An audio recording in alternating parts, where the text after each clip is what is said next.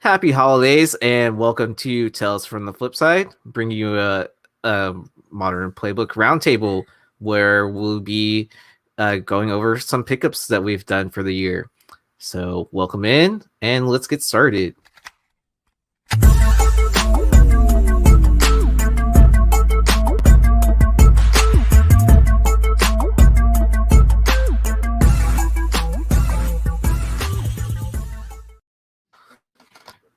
Yep. So tonight it's just going to be Red Hood and myself.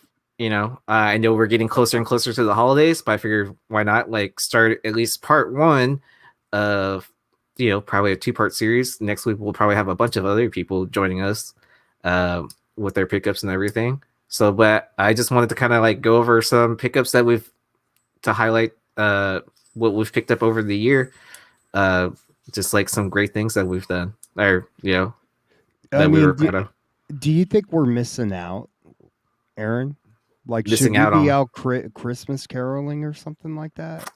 I should be I probably be mean, drinking tons of eggnog and Eggnog. Should we be knocking on our neighbor's door? Heidi ho, neighbor. Merry Christmas.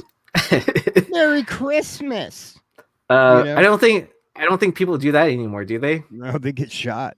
Yeah, I was gonna say. I mean, we're in Get Texas, off so my you're lawn. get off my lawn and then quickly see a gun being pulled out. Right. So, yeah. I mean, I'm pretty sure that's pretty common in our areas. Yeah. Here you go. What are you going to buy yourself for Christmas, bro?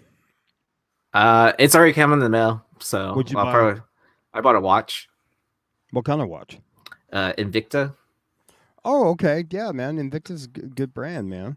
Yeah, I mean, I've never owned a watch, or it's been a very long time. So, okay. Yeah, so I wanted something somewhat semi nice, and then also something that was Marvel related, and then I like the way some of those. I like those because I'm not gonna shell out for a Citizen watch or anything like that. Well, the Citizens aren't too bad. Yeah. The only thing I didn't like on the Citizen was the face. The face on the watch was too small. You know what I mean? Mm-hmm. And you can get too big too, but it just seemed more like for a kid, Or some of the smaller. So it might work for me then. Yeah. Yeah, because what was it? No, probably 2 or 3 years ago, I tried buying what brand was it? The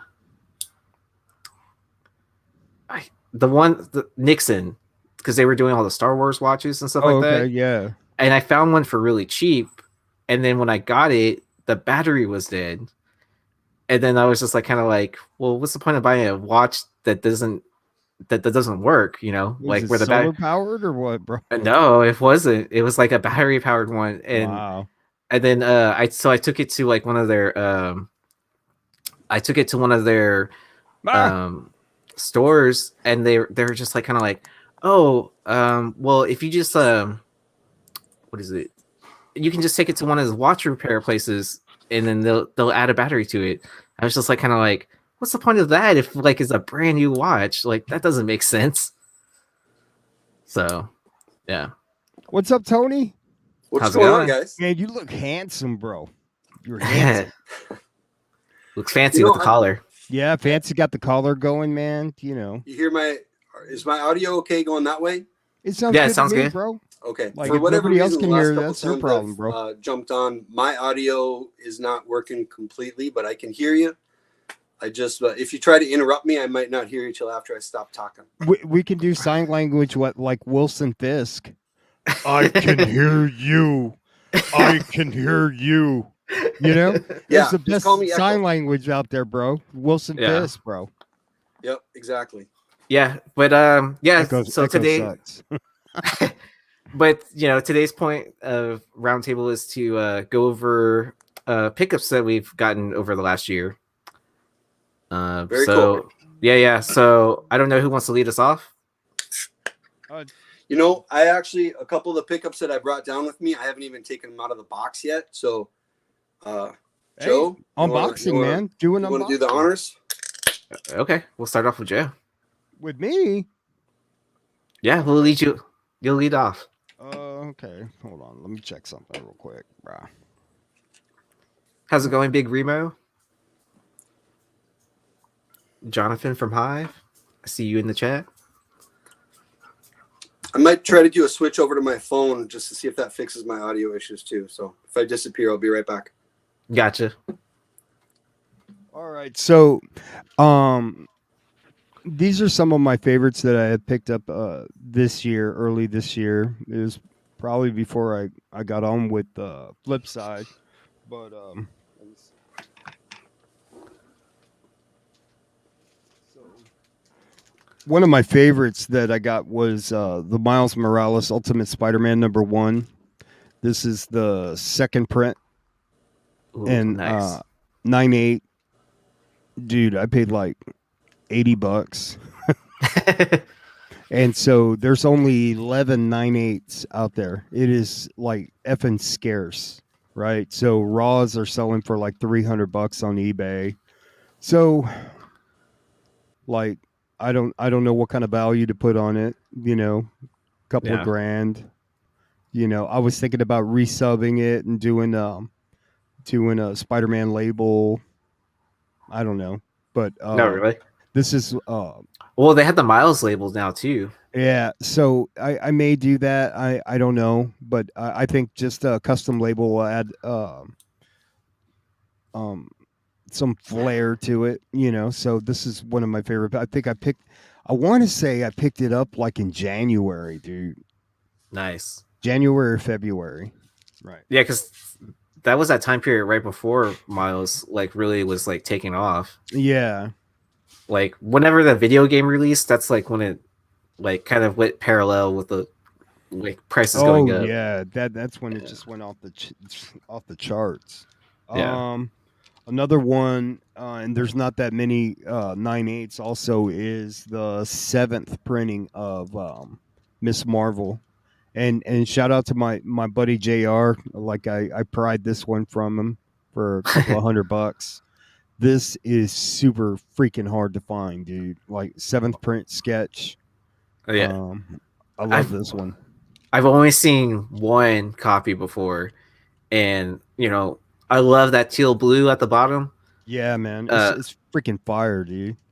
Yeah, but the copy I always run into has like a bunch of issues to it, where it's like there's like ink rub on it, massive and color rub. Yeah, and then also like it's like wavy, so I think there's like some sort of water damage to it, also something like where it's Shout out to my homeboy Steve. I had been wanting it for such a long time. I think I got it in April. Was Watchmen 9/8, and nice. I got a hell of a deal for this. I don't even want to. I got a hell of a deal. I had to press some books and shit like that, and play with his balls. But I got a hell of a deal for this, right? So, 9/8 Watchmen, Alan Moore goodness, David Gibbons. Probably without a doubt one of the greatest comic books ever written.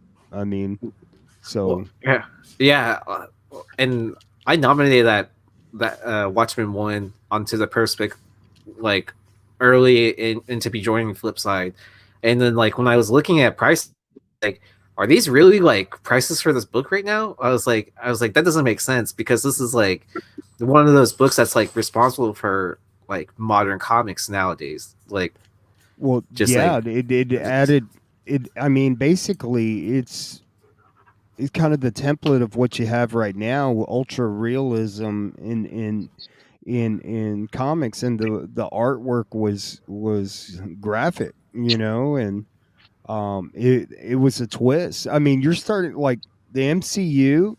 Like if you look at it, I mean, it kind of it reminds me a lot of the way the Watchmen were done, and they, you had a history of the early Watchmen, and then how the current Watchmen, would always reflect the past, and kind of like the MCU, is doing. By the way, what about Watchmen? First of all, audio still okay? Yes. Yeah, man. Okay, Yep. perfect.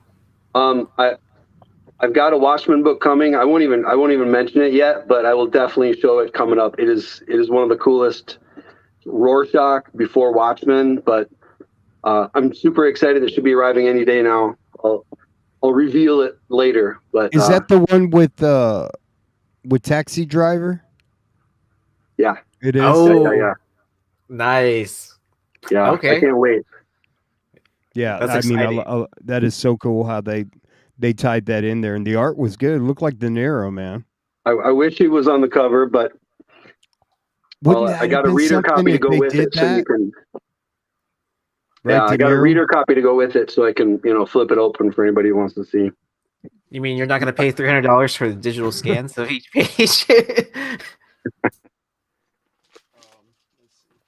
And then so I've been itching to send this for to crossover, right? So this Renew Your Vows, this is a 9/8. I want to cross it over and do a Spider-Man label. Like, this is probably one of my favorite covers from J. Scott Campbell. Like, dude, mama, dude, I like the little cat, dude. I mean, or is that a teddy bear? I don't know what the hell that is. It's Tony the Tiger or what? Oh, a little tiger, right? Yeah, 'Cause I don't know if doesn't that's she supposed nickname to him be Tiger? real or a stuffed animal, but my God, look at those legs. Jesus Christ, dude. Are there any firsts in that Renew Your Vows run? I know there's a lot of really good covers. Yeah, so I know Stegman did a fire one, I think issue 2, and I know oh my God, there's so many great covers, but this one is Yeah. like the art prints, they sell for like 60, $70, man. You know? Oh, wow. This one is kind of like I would say you could pair it up with the one where he's jumping out of the window, the famous ASM 6016. I can't remember. Right? What number is it, guys? I don't remember. Anybody in the chat? Anybody in the chat? I can't place it. God damn it, dude! Like, you're doing it on purpose. I'm not good dude. with numbers, man. Yeah, so I'm gonna resub that, but I have picked this up, and then The deeper we get into the multiverse, doesn't it seem inevitable that at some point we're going to see Peter and Mary Jane on screen with a kid or two? You know what I mean? Oh, could be. Could be a good book to have in your collection.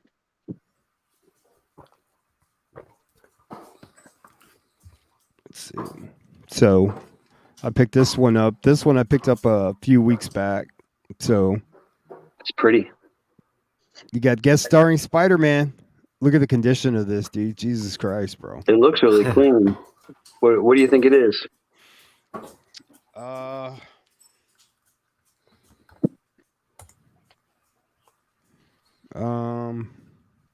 God, man, like, I mean, we know it's going to be a 9.8 after you get done pressing it, but what is it now? I would say, if I'm honest with myself, like a 7.5.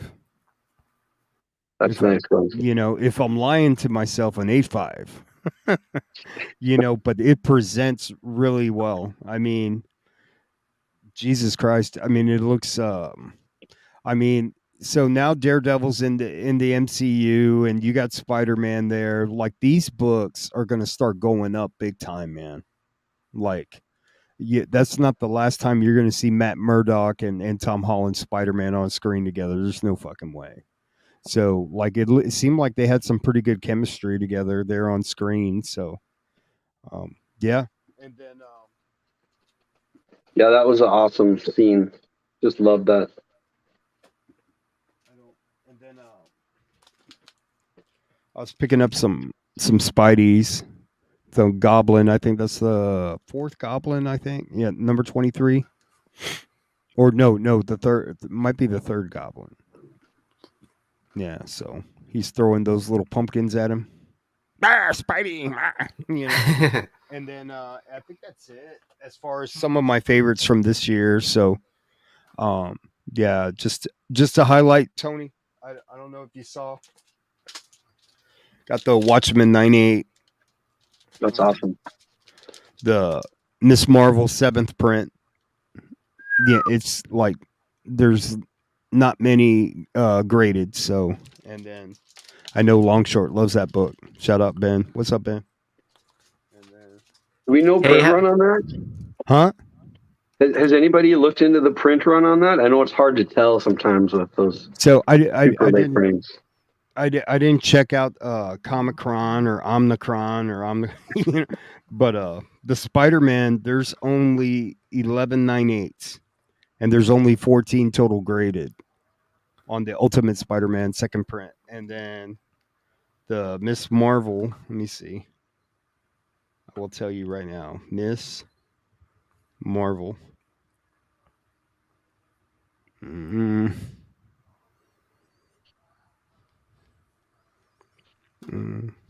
Miss Marvel, let me type in 7th. Hey, welcome in, Justin. What'd you think of The Matrix? Let us know. How's it going, Sean? Hey, did you see The Matrix? I heard it sucked, dude. I thought it was okay. Okay. Like, I don't know, honestly know what to expect with that, you know? And I just kind of watched it and I was like, kind of like, I see what they're doing, but at the same time, like, I could see where people don't like it, and then I could see where people do like it. Bro, bro, hey, the Miss Marvel 7th print one sold for $750, dude. In October. Oh wow, bro! Yeah. I'm a millionaire, bro. And that's like October's like 3 years ago in spec years. Yeah. Wow, dude. Yeah, so you're holding $1,000 book right there, then. Yeah, man. Yeah, right. Somebody make me an offer. Make me an offer, bro. All right. Well, I'll go ahead and go since Tony's probably still unboxing some stuff. So I just grabbed a few books that I enjoyed, finding. I'm sure Joe remembers this one, the Mighty Thor, because Longshort got us all into those photo variants. This is a newsstand copy. Oh yeah. I remember when you picked that up. Yeah, because we were jumping down that rabbit hole to see, like, hey, what can we pick up that's still in the poly bag? Can we still find those 5 and below packs and stuff like that? Let's try to pull a 1 in 25. And then I found that instead. I was like, kind of like, oh, cool, newsstand. I still can't believe I found this I know Joe's not a big fan of Echo, but like, for $3, I like Echo in the comics. I just didn't like the dingbat they had in the show. It's not her fault. It's her parents' fault for having her. You know what I mean? Her last episode, I thought was a saver for her. Like, I thought she did really good. I knew, picking up 51s for $3 and then getting a half off now. Like, can't complain about that. I thought this was a steal. Spawn number 9 newsstand. Like, I want to say I got it less than $40. So. I'll probably send it to you for pressing. I don't know if it there's a couple of spots that need cleaning, but I'll just add it to my pile of stuff that I need to send to you. But I know you're backed up right now, so I'll wait. 54. So, that's anything a badass cover, man. Yeah, anything from 51 to 55. Those are always good pickups. I've been picking up Magic covers, so this is one of my favorite covers to pick up, and I think Longshirt was talking about it. Dude, that cover is badass, dude. Yeah, because it has like that Time or Life magazine, like kind of format to it. Right. Yeah. Let me get into some recent pickups. So I got to dig with Trial by Gods, Nate, who's been on the channel a couple times, and we'll probably see him a little bit more starting next year. So we were digging at Bedrock because they were having a 50% off sale. And shout out to Paul, who came up to me and was like, hey, you're Aaron from Flipside. So I was like, that was like it was very shocking to see like someone like, hey, I recognize you from the YouTube channel. And he's like, I didn't want to shout it throughout the whole entire store. Like, hashtag dirty flipper. That's awesome, man. Yeah, it was really cool. And like, we just got into a conversation and he was just like, yeah, it's awesome that you're on the channel representing Houston, the city and all that. And I was like, yeah, it's what I do, I guess. But You any charge name, for autographs, right? I charge for autographs and photos, and so he didn't Yep. ask for one. But yeah, Do you remember what we were talking about, Aaron? Protect your brand. I mean, yeah. signatures at least $3 or $4. You know what I mean? It's like I'll sign all your bags and boards. So, but Secret Empire, Namor cover, like I'm pretty sure we were chatting about this somewhere, in one of the chats. Like when I saw the variant, I was like kind of like for $4 and then 50% off. Like, Let me tell you, the minute his head pops out in a trailer, yeah, look out, because Yeah. it's honestly, like, I don't think it's really going to be about first appearances and things like that. I think it's going to be about badass Namor covers and hard to find covers, because yet it's just like, if you really want Namor's first appearance, you got to go to the golden age, man. And it's just like, I think Aaron it's is going to like be Neil Adams charging for everything. oh Yeah, but I Neil won't be a Adams. jerk to you about it. Yeah, Neil Adams. Yeah. And then, shout out to Nate again. He's like, you should pick up these. So in Secret Empire #2, there's a first appearance in it. I can't remember who, but he's like, yeah, pick these up, like, since they're cheap. I was like, yeah. I was like, why not? Anything kind of corrupt or evil Doctor Strange, man. Yeah. And then I was just digging through Hulk to see what I could find, and I was like, well, I was thinking like, well, Cates is doing stuff with Hulk, so why not pick up some like Immortal Hulk books? So this is the 5th print for issue 2. 5th print. Yeah, I mean, I knew they did pretty high in printings, but I didn't know they went up to a. No, yeah, it makes sense because on the 6th print, that's when they had the 1 in 25 Virgin copy of. Yeah. So I mean, I was like, okay, 5th print. That's not for $250 for near mint copies. I was like, kind of like, okay, what's up, Doc J? Inhumans #1 for $5. I was like, too bad it's not issue 5, but for issue 1, like I've definitely seen these marked up at cons for like way too much. And yeah, but I mean, it's a great cover, man. Yeah, for $5, like I can't complain. Let's see. And then shout out to Comic Book Women for giving me attention onto this book. That is a good book. Yeah, Punisher Max, Kingpin. When I was meeting up with Nate, I went to the wrong Bedrock, and then I was just like, kind of like, he's like, yeah, I'm here in a white shirt with a Indians hat on. I was like, okay, and then I was like, the store's pretty small. I don't see him, so I was like, and I hit him up. I was like, which location are you at? Because there's like 6 different locations, and they were doing it after hours. But anyways, when I saw this on Comic Book Women, I was like, oh, I need to get this cover. What's up, Steve? How's it going? Happy holidays. Steve, what's up, baby? And then when they on their wall, they're like, anything that's $75 and below, it's 50% off. So I was like, okay, well, I'm going to take advantage of that. Oh my god, you fucker, man! They had Alias #1, and it's rated as a verified near mint, but they had it at $65. So I got it for $30. I got it for like $32.50 or something like that. Jerk, dude! Wow. I think awesome. Yeah, I mean, like, don't sleep on that Alias book, man. I just have a funny feeling, dude. This is my 4th copy for the year. So, I mean, that's a smart play right there, Aaron.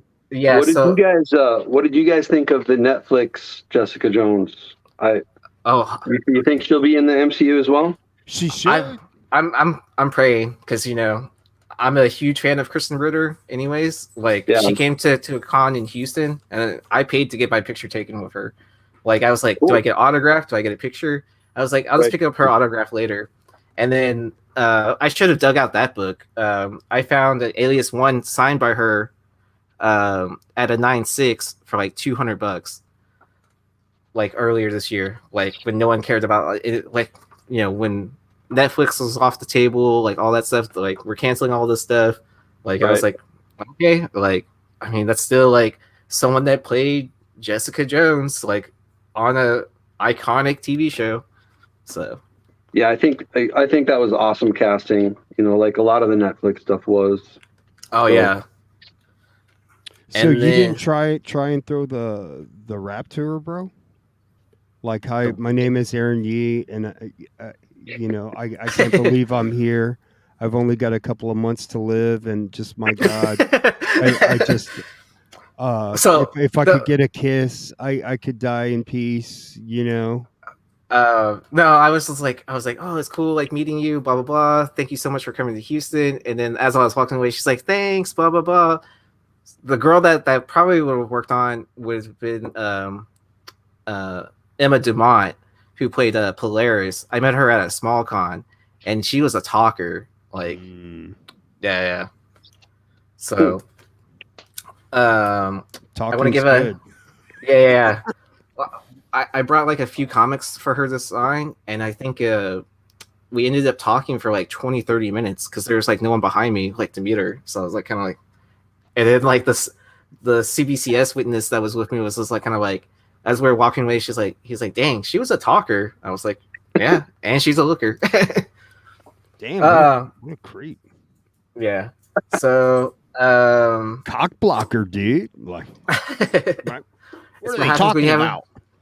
It's what happens when you have a witness, right? Yeah.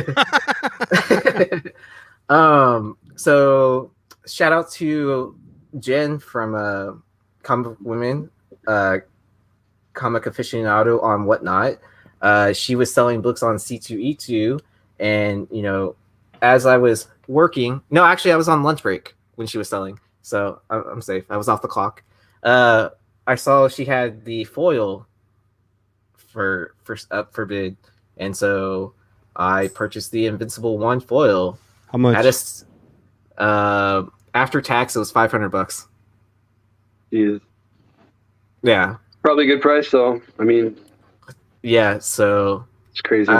yeah. So I was pretty happy. Ooh, Doc J coming in. An eBay sale, December 10th. Star Wars Clone One variant sold for $21.70. That does seem low. Was it a raw copy, Doc? Yeah, was it raw? It Yeah, had to have been raw. It had to have been raw. Yeah. No fucking way. Well, yeah, so and then Teenage Mutant Ninja Greg. Yeah, so I bought this 2 grade to sell right before season 2 drops. It was a 9.8, Doc J. Man, that seems like a steal. That's a steal. That book was climbing, man. Well, wasn't that like almost like a 5K book, the variant? Yeah. Right? The regular cover goes for about that, doesn't it? I thought the regular cover goes for like 2K. You know, this business, and you know, I've talked, there's a thing about letting your books marinate, dude. Like, it's not so much just, you know, we call ourselves dirty flippers, but there's a method to the madness. You know, sometimes you've got to be patient. You know, like, it's okay to sit on a couple of books. Yeah, that's what I was thinking. I was like, okay, so it could be maybe they just like canceled the sale. I don't know. Yeah, it does sound a little fishy. Yeah, it's not not an unknown book, that's for sure. Yeah, and I'm sure it's on a lot of save lists for people. One thing I was extremely happy about is meeting Joe. You know, to be my comic presser, because you know he got me this beautiful 9.8. So that's the one thing I'm like, you know. Because that was the thing, like when I was joining Flipside, I was like, yeah, I'm looking for like a solid presser. And then I was asking everyone in the group, like, who do I send my books to? And then they were just like, when I first joined, it was like, yeah, send it to Big Leg or send it to Half Price Crook. And then I was like, I was hoping to find someone more closer because, like, especially like all the humidity in Houston, I was like, I want to like stay within the state at the very least. And then Nico calls me and is like, hey, we're gonna have this guy named Red Hood join us in the group. He's a presser down in Texas. I was like, oh, sweet. And then he keeps on the banging me out bangers. So We've got an embarrassment of riches with Joe and Half Price and Leg. oh yeah. Definitely. Yeah, Yeah, Crook they're and awesome. Leg, man, they're fucking gods, dude. You know, they're badass, bro. I Yeah. don't I even. don't know. You cracked the can, Joe. I wouldn't. Yeah, man, that's a big Yeah, formula but to like, crack. The legend. Big Leg is my Yoda, bro. You know what I mean? He helped me out so much, when I was first coming up, man. So Yeah. Someone that we used to hang out with quite a bit, I ended up buying a book from them on eBay and then finding out that it was from him. So I bought this from Chris Colbert. Oh yeah. really, So I ended up with this for like $100. So I was like, kind of like, big fan of the Lady Killer book and series. man, I finished about 50 of Colbert's books, man. Shipped them off with Phil's books last week, man. And I'm working on Steve's books, man. Fuck, dude. He's got like 70 books, man. Oh, thanks Double J for that. So it looks like it's been relisted for $14K. Like they probably set up an auction for $1 and then saw that it only went for $2K and then like oh, it's lost or whatever. Oh, it's sold somewhere else, and then now it's relisted for $14K. When I joined Flipside, someone was like, Nico was like, "Hey, someone should buy this book." So this is America #2, the Beyonce homage, second print. This is one of last time I checked, 3 on the census. Yeah. Dino had a like when I first bought it, there was only 2. Dino had the second copy, and then recently a third one showed up. So I almost bought Dino's as well. I kind of wish I did. I think I just got busy with like meetings or whatever. And then I want to give another shout out to JJ. He sold me this raw copy.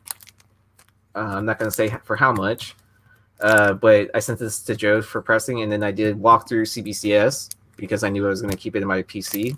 So, and then let's see. I'm glad Tony's here. Yeah, Tony's a big guy. I met him in Baltimore. What I do now?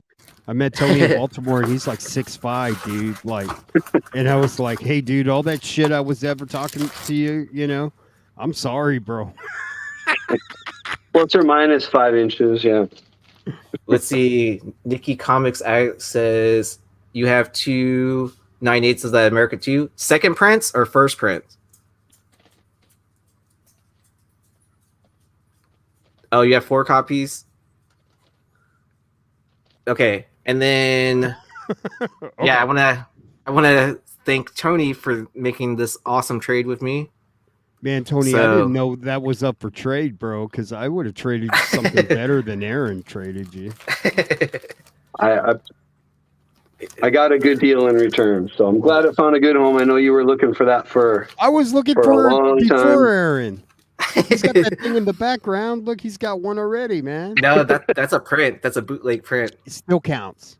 Still counts. But it's nothing like, I even had the German edition. It just didn't have the same feeling as like once I had the American, I was like kind of like, hey, let me see that cover again, dude. Let me see that cover. Jesus Christ, man.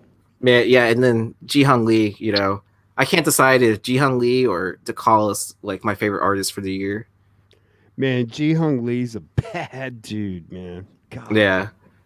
I've even done a commission from him too. I had him do a Gwynnum commission on the Ghost Spider blank cover. Really? Yeah. How did It that turned go? out pretty cool. It turned out pretty good.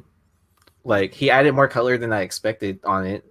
Really? Did you tell him, hey, that's too much color? No, damn it, 'cause he was- Ji-Hung. Yeah. Yeah. And then let's see. And then the final thing that I probably did best for the year. God, Yeah. that's sick, Aaron. Yeah, so this is probably the sickest move I've made like for the year. Oh my God, dude. So yeah, I originally had this as just the Mike Zeck signature and remark, which is on this side. Dude, so think about those remarks, Aaron, right? So you had the 3 Spider-Men come out right? So Oh you could say those are all three Venomized, bro. You know what yeah, I mean? yeah, and That's a then thing, dude. yeah, That's so and then cool. yeah, and then I added the at Baltimore. I added the John Beatty signature and remark and the Jim Shooter signature. And I found out that Shooter even does remarks now. I didn't know that, but I probably wouldn't have gotten that on there. But anyways, I'm super so stoked about this because this book started out as a 9.2 blue label, CGC 9.2 blue label that I bought for like $60, $65.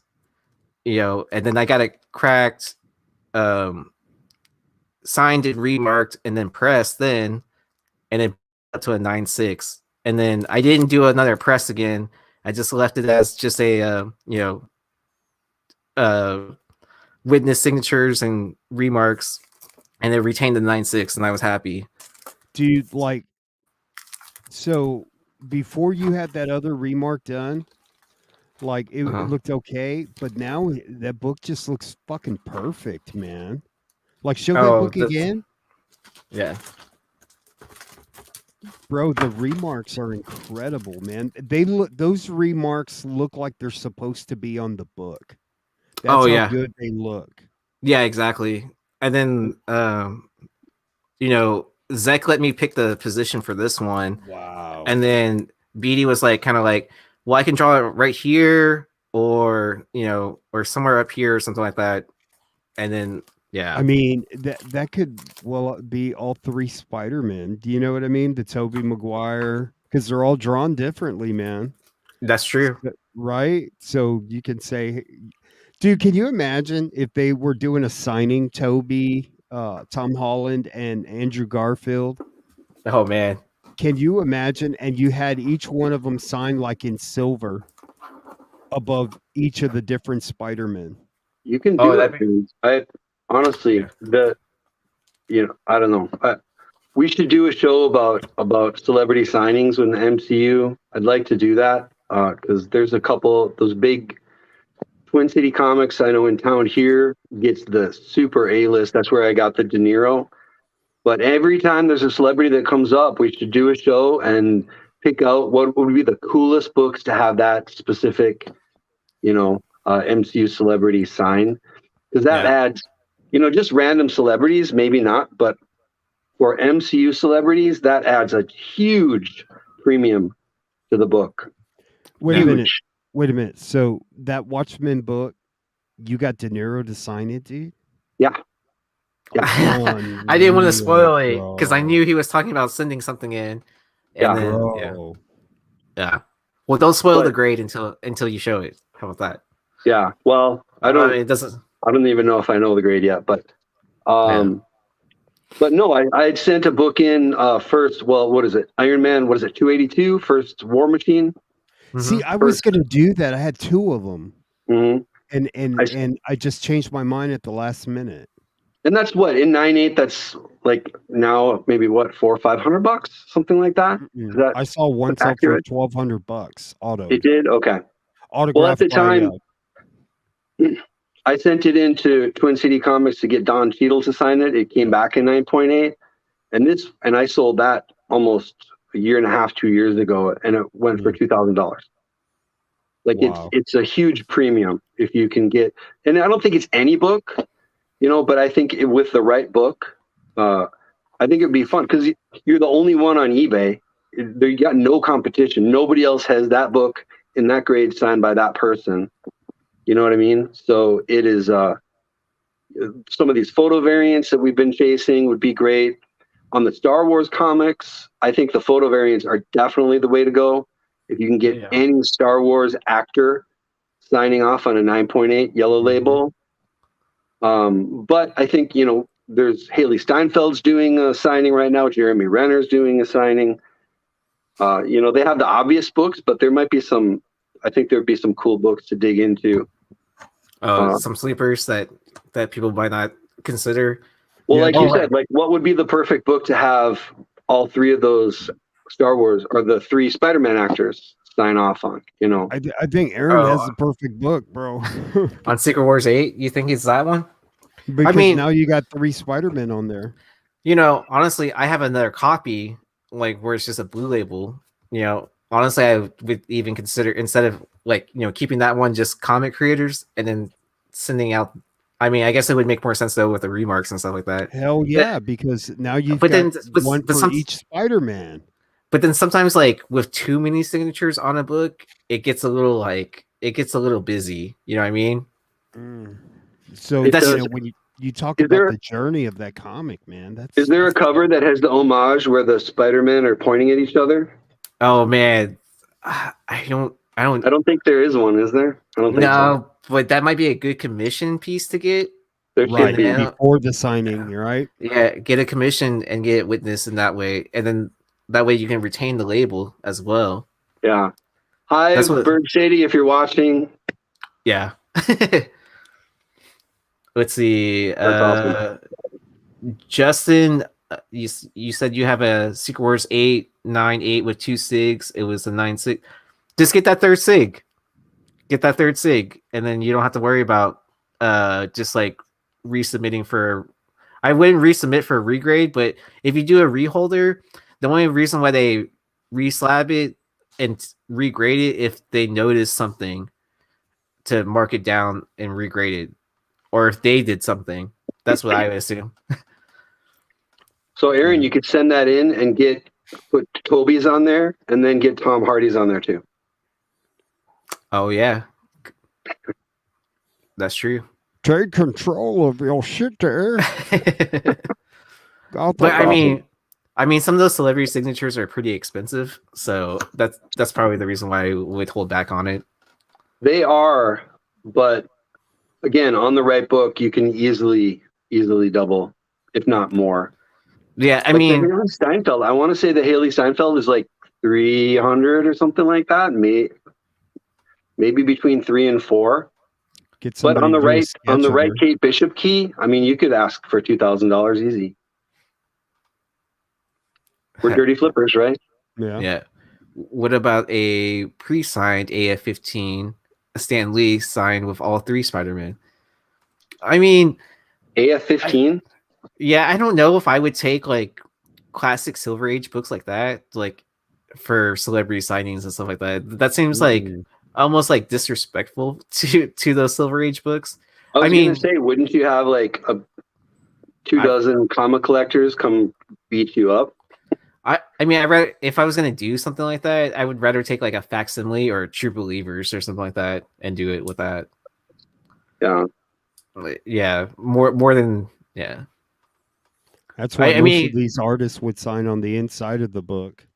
You know? Yeah. And then also like would a celebrity signature like really add any value to a AF-15 like that? I mean, that book is already like way up high in price anyways. Like it's not like you're gonna get an extra couple grand for like having Tom autograph on it, right?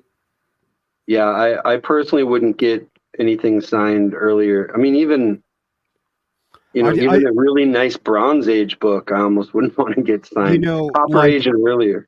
like Ooh. if We've been discussing that because like with the Robert Downey Jr., like we never knew if like he would sign it or if he wouldn't. let And me if tell he you, did- if Chadwick Boseman, like if I had his first appearance of Fantastic Four, what is it? 52. 52, right? If Chadwick Boseman were still alive and he was signing, I would have him sign on the fucking cover, man. Serious. Fair enough. Yeah. Just him, like, but like, and Yeah. I guess I'm saying that because he's passed away or whatever. But man, that would be so cool, you know?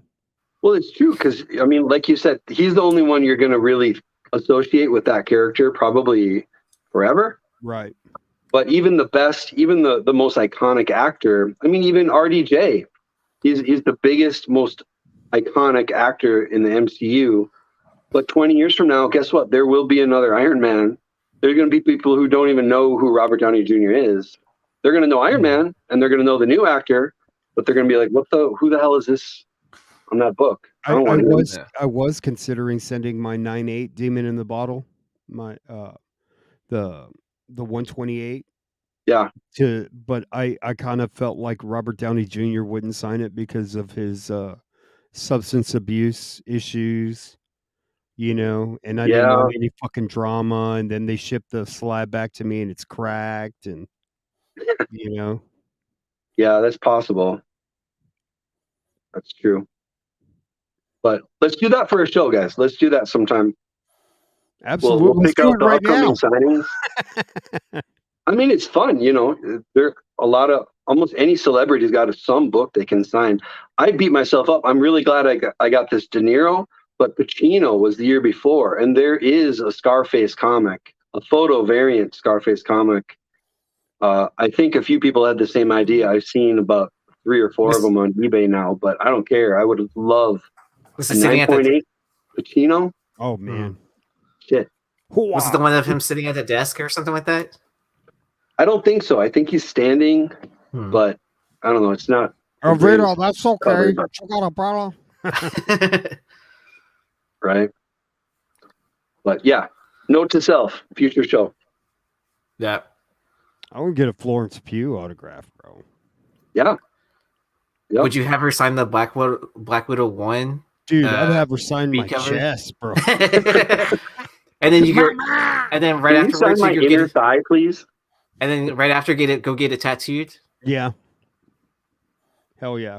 You later. You later.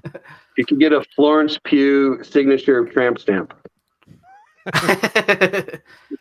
I mean, she definitely like stole the show from Hawkeye. Like she was probably like one of my favorites. Like Yeah. yeah.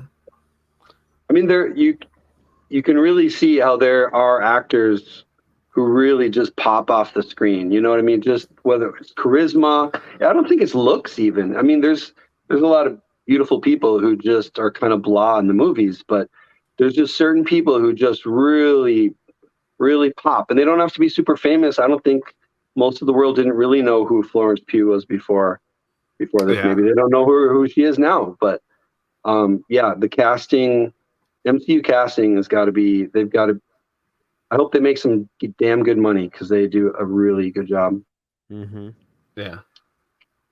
I wonder if we'll get photo variants with Haley Steinfeld on Hawkeye books. Right? I mean, that would be cool because she is doing some signings, so that would be. And she's got a new series out, so I mean, it would make sense. I would think at some point they would do something. Yeah. AOA, I'll have to do some research after this for that. Hey, bro, Aaron, you got any more, Aaron? Or No, you want me to? That's all I had. That's okay. why I put you on the big screen, bro. Dude, What's what is up with the Kingpin, bro? Why did they fuck him up, dude? Oh, with the grenade stuff, and then like, dude, like, did he take a super soldier serum or something, bro?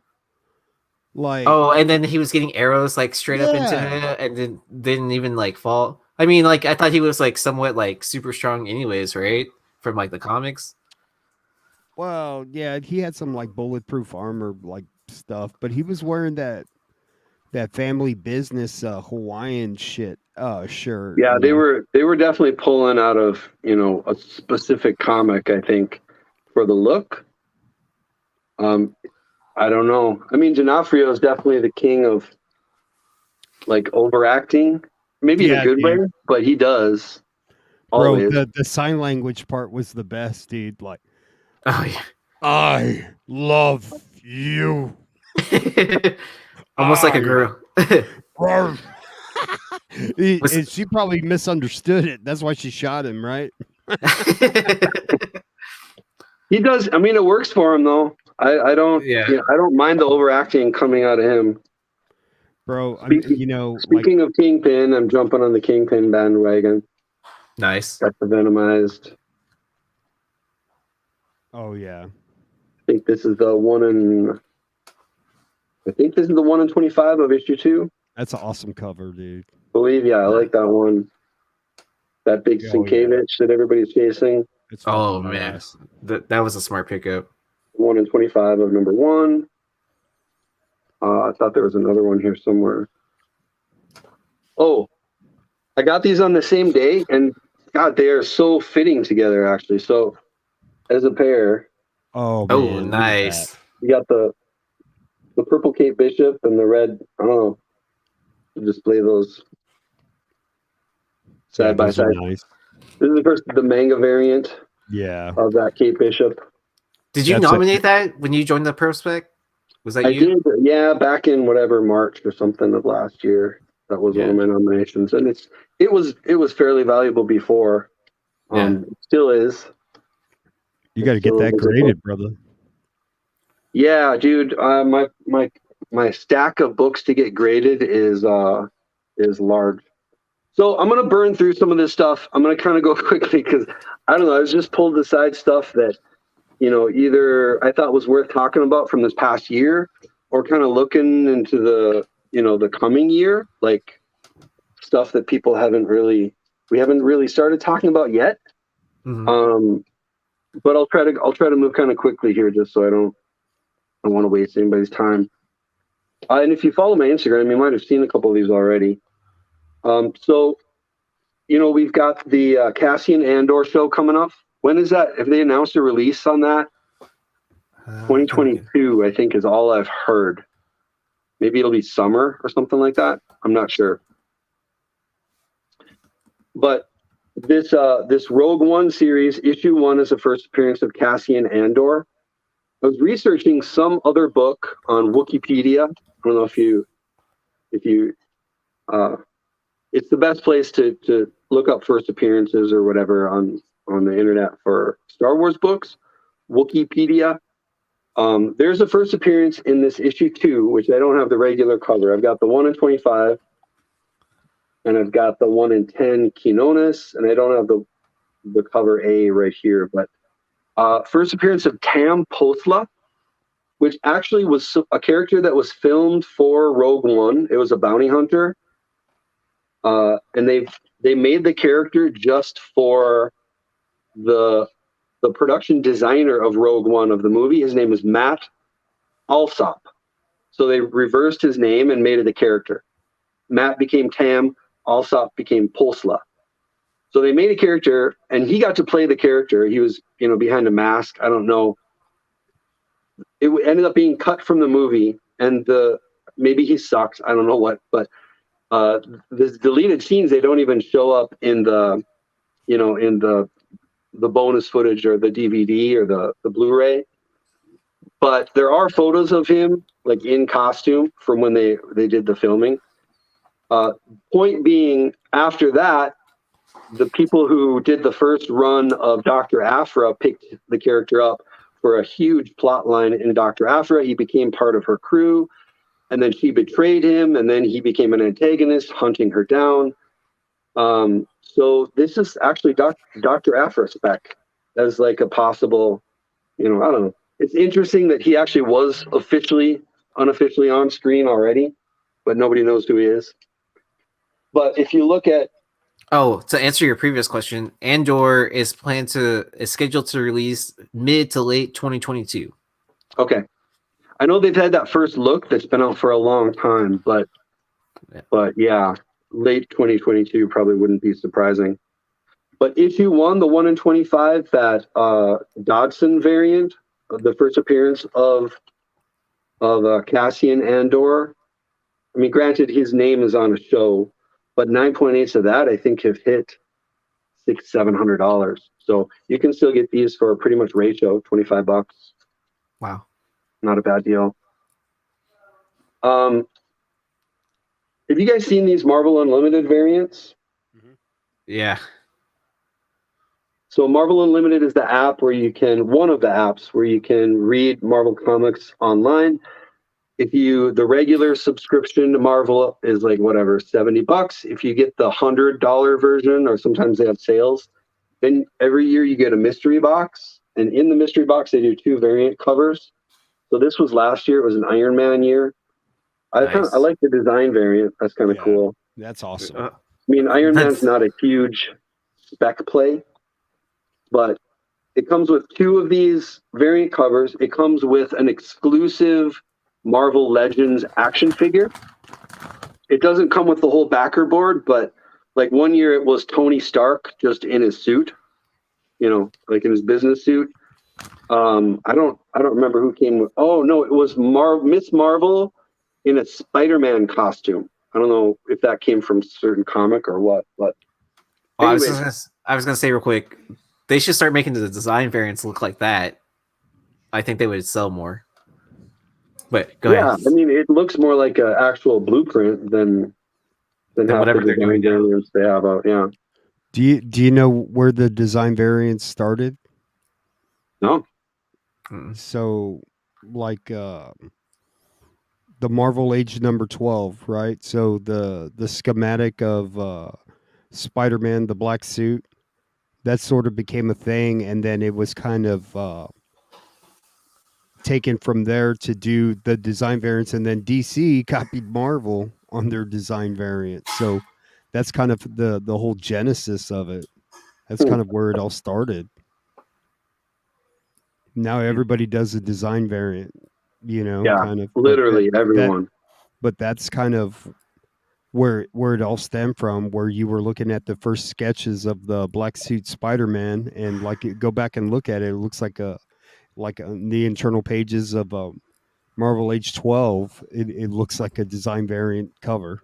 I wish they would make that cover. That would be fire. Yeah, I do think a lot of the new modern design variants are just kind of lame. You get the front pose, you get like a side pose and a headshot. Yeah. Did you see Star Wars a couple years ago? They did those concept variants where you get on a Boba Fett book and you got like the original concept art for Boba Fett, or you got the original concept art for Darth Vader. That's cool. Yeah, I like those. Like the Ralph McQuarrie. Yep. Happy holidays, Chad Cave. So. Oh yeah, second print. These are second prints. I don't know. We know we had got a movie called The Marvels coming out, right?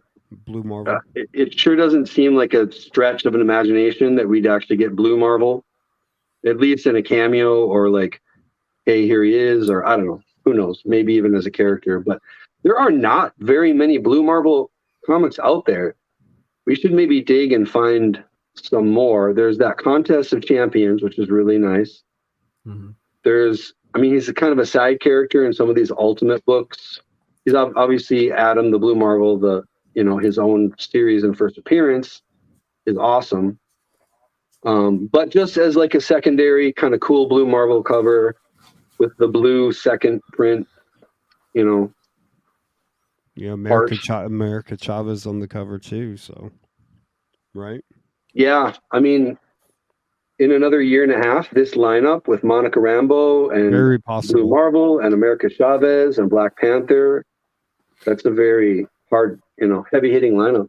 Well, just the title alone sounds intentional, So right. I don't think it's going to be Kamala and the other Miss Marvel and then Monica Rambeau. Like, right? I think anybody named Marvel or Marvel is probably going to be in there. Yeah, exactly. I just picked one of these up just because they're whatever. Is there the 1 in 25, right? Yeah, a recent book that hits the list. It's pretty. It's not like the best Miles cover I've ever seen. But I like the ones that are more like a design. What about, is this the best Miles cover with a new costume? I don't know. I don't see this costume being long term. I mean, it's going to be like Spider-Man. My son has a Spider-Man poster in his room that has like 48 different Spider-Man costumes. Yeah. Like it'll show up as a variant someday, but remember when they did that? I picked this one out just because of Rose Besh. Man, I don't think she's a bad. I think she's here to stay. She's got she might be kind of riding on Momoko's coattails. Like, Is that for sale? Are you selling that? I just got this, so no, I'm gonna CBCS this and get it verified. Okay, But so how much do you want for it then? we'll talk. We'll talk. What else we got here? So, you guys ever buy books just because of like a gut feeling? All the Yep. time. So I don't know. I've had a gut feeling about Max recently. Dude, not really that's sure a why. badass cover, bro. I Nice. love Sam Keith. I loved the. I think they really need to reboot the animated, because that was a really completely mindfuck, groundbreaking animated series that came out in the 90s. So, as we know, a lot of these 90s newsstand variants are a thing, so they're cheap. That one is not his first appearance. This Darker Image book is, and there's a few variants of that. There's this foil variant. There's Nice. the regular newsstand, and then there's Do you have the half issue also? the glow in the dark of the regular of the Max. I don't know which one is going to pan out to be the big one, but they're all really cheap right now. It's going to be the half issue, right? You know what I'm talking about? Where he has the middle fingers up? The wizard one? Yeah. Wizard one half? Yeah, I've got that somewhere. Yeah, I love that cover. And like, I was digging through a shop somewhere, and then I was chatting with someone there, and then I was just like, hey, have you ever seen this cover? And then they're like, no, I've never seen that. I was like, yeah, it's the Max half issue. Yeah. I don't know. Maybe that's I don't know. I don't know if gut feelings aren't the greatest way to spec, but it's the whatever. only way I spec. Well, Sam Keith has been making some noise too, like by doing like some what he was doing that Batman Arkham Dreams covers and stuff like that. So he's getting work again.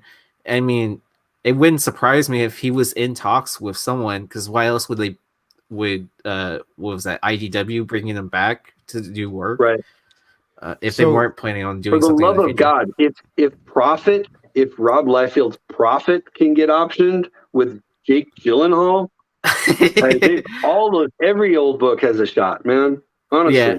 So, like, you've been doing this a long time, Tony. So, like, if you told me you had a gut feeling on a spec, I would probably go and buy a couple of books. And I think that's how I feel about Aaron. That's how I feel about Phil, Nico, and, because this is what we do. Like, how many books have we got that we spec'd on that are worth money? Like, it's not an accident, we just connect the dots. We do our research.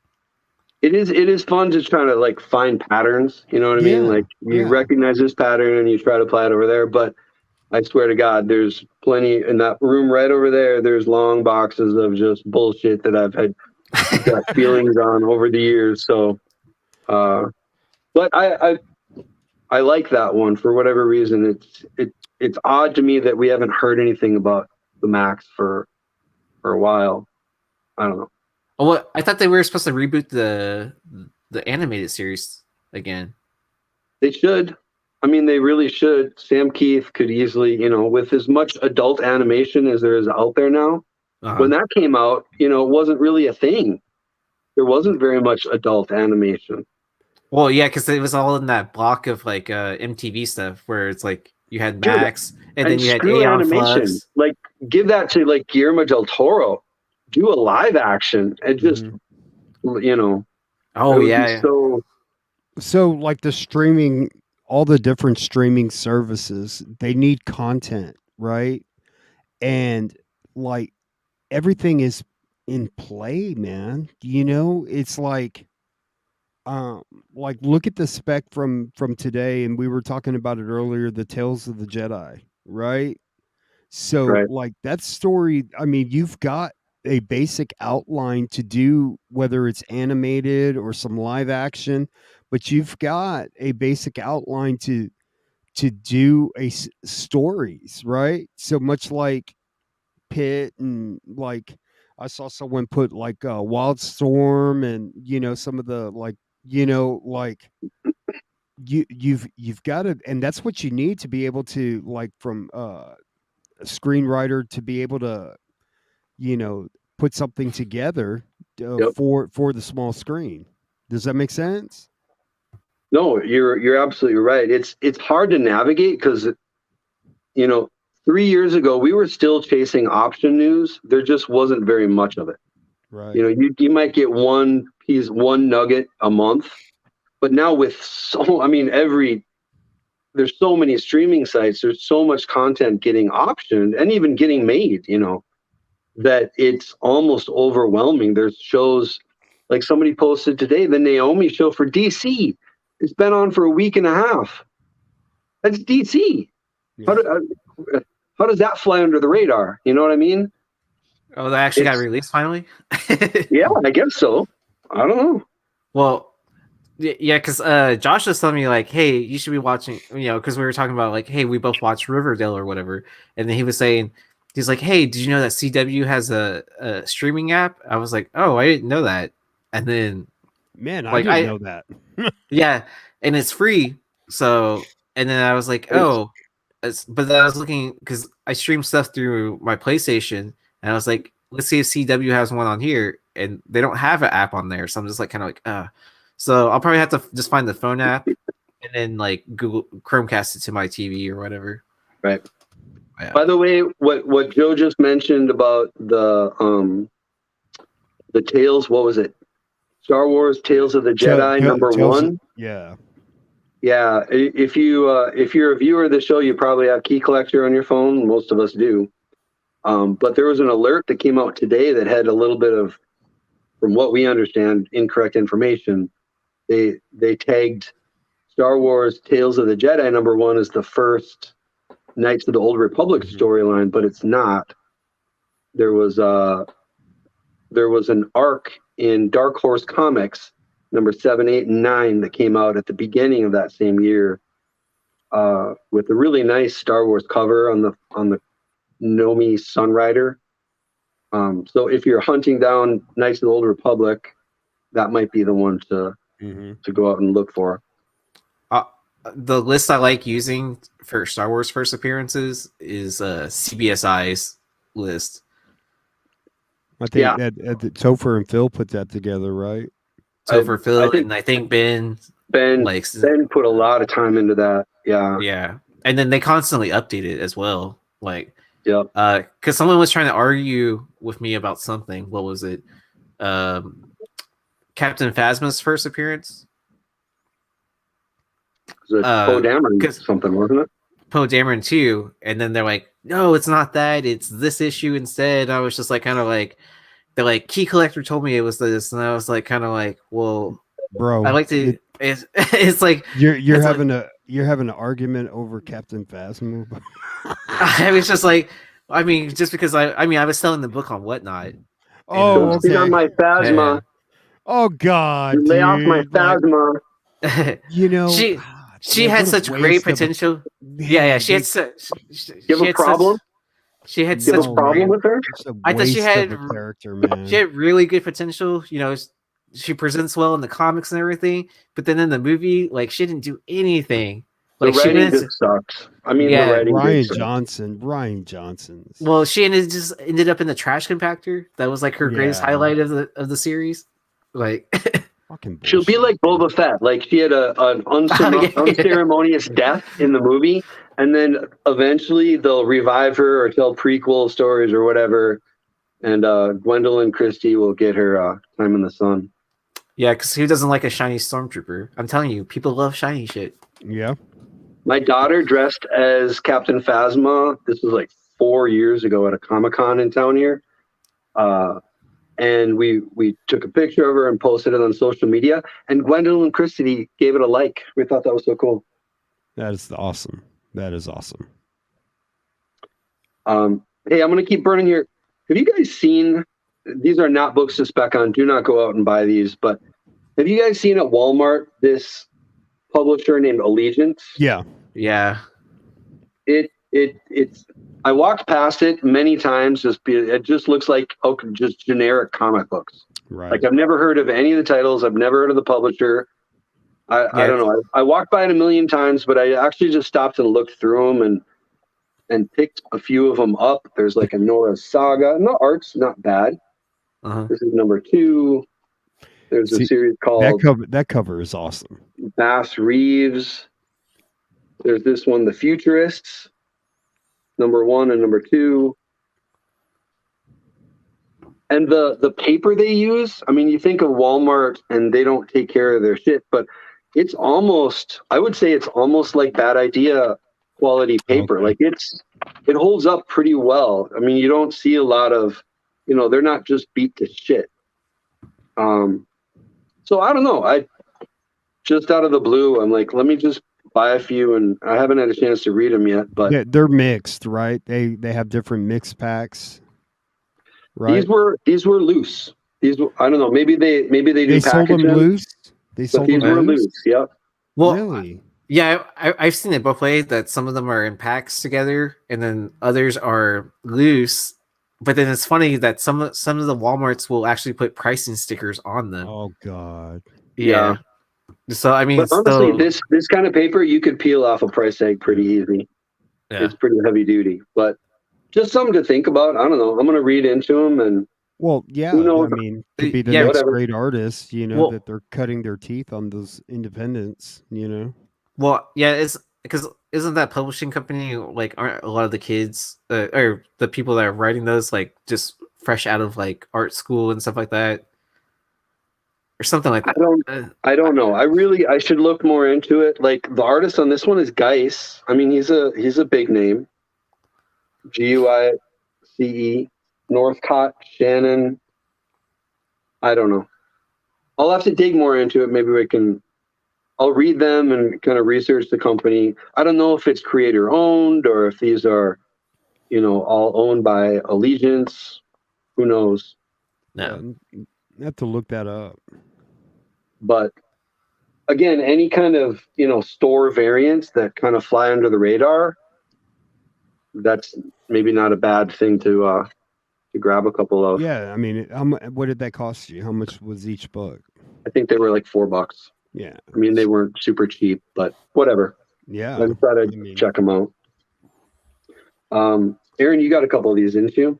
Oh yeah, I love that color. Yeah. The Phantom Star Killer 3rd print glow in the dark cover. Yeah. Glow in the dark, baby. That's I had right. a couple of those, just kind of that Kenner figure, action figure homage. Here, let's I